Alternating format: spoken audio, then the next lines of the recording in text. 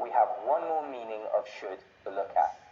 Part 5. Using should to talk about probability. We said at the beginning that you use should to talk about the right thing to do.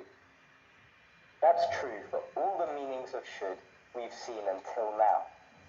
However, there's one exception, one meaning of should which doesn't fit this pattern. Look at two sentences. Can you see what should means? There should be some milk left. He should be here soon.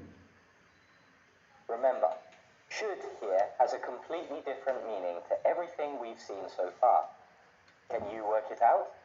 In these sentences, should expresses probability.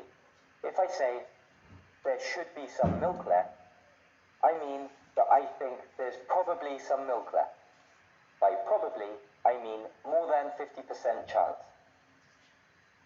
So, I might say this if I remember buying milk a few days ago, and I think there's some left, but I'm not 100% certain.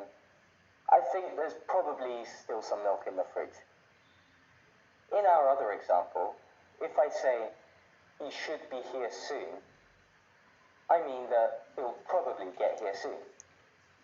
For example, imagine your friend is coming to visit you.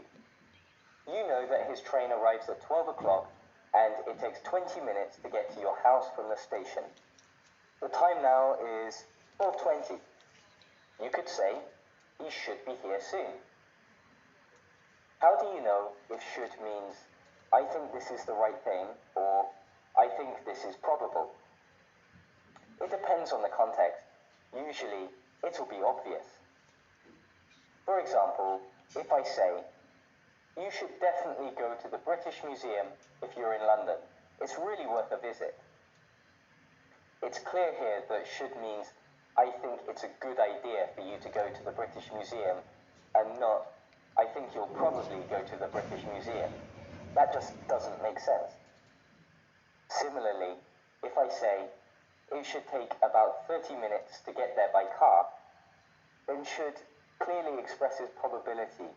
There's no way for this sentence to be advice or criticism or anything like that. Now, you've seen all the possible meanings of should. Finally, let's review what you've learned in this class. Should is mostly used to express what you think is right or what you think is the best thing. So, you can use should to give advice or to express your opinion about different topics. Remember that should is not the same as must or have to. When you use should, you aren't talking about obligations or things which are necessary. You're talking about what you think is best. You can also use should plus have plus past participle to talk about the past. We use should in this way to criticize past mistakes, yours or other people's. There's one way to use should which doesn't fit this pattern. Should can mean that something is probable. You need to use the context to work out what should means, although it's quite obvious in most cases.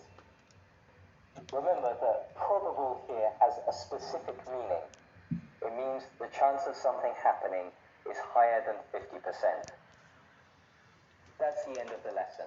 I hope you learned something new about what should means and how to use it. You can find more great free English lessons on our website, oxfordonlineenglish.com.